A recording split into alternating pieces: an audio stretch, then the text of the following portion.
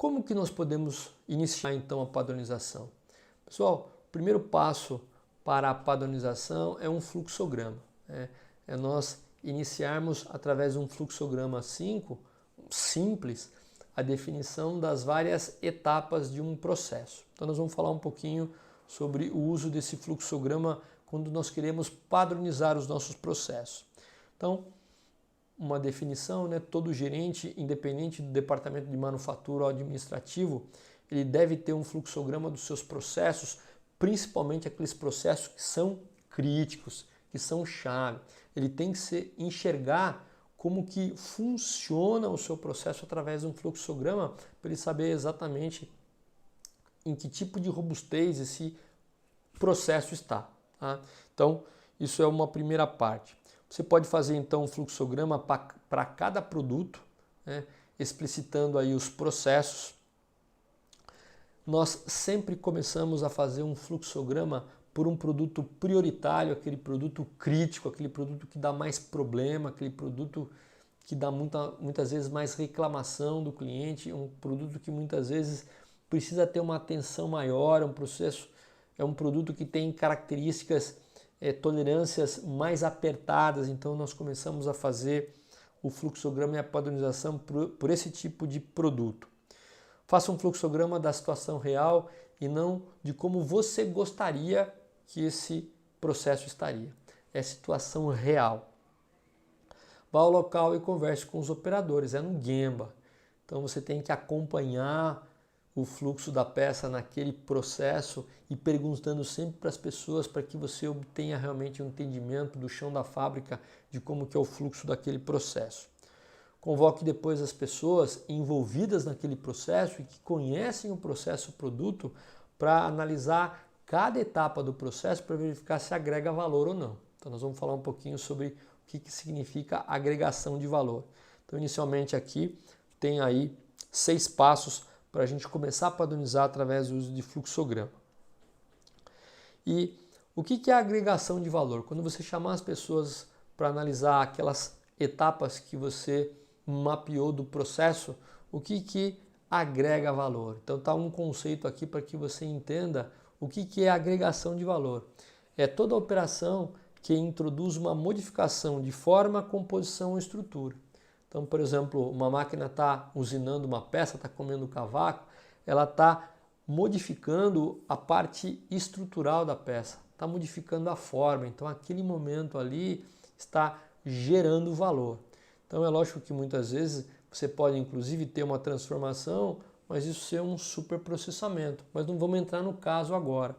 Então, inicialmente, para que você possa entender a parte de agregação de valor, dando definição para a sua equipe, é toda operação que introduz uma modificação de forma, composição ou estrutura do material. Então, essa é uma das partes.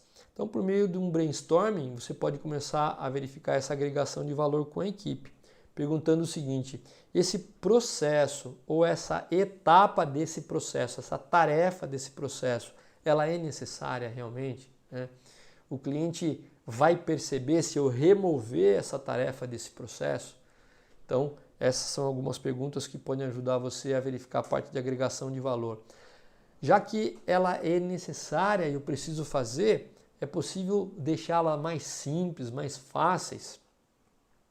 É possível adotar novas tecnologias, informatização, automação para facilitar a vida do operador. Então, algumas questõezinhas que eu começo a fazer quando eu estou tentando inicialmente verificar quais são as etapas do meu processo através de um fluxograma.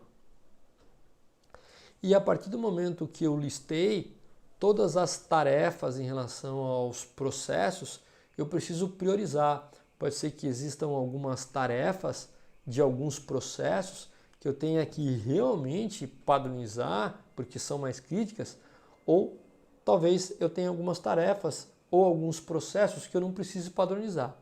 Então, como que você define a priorização do que vai ser padronizado? Então, o que são tarefas prioritárias? Bom, tarefas prioritárias, pessoal, são aquelas tarefas que, se houver um pequeno erro, elas afetam fortemente a qualidade do produto. Vai ter reclamação de cliente.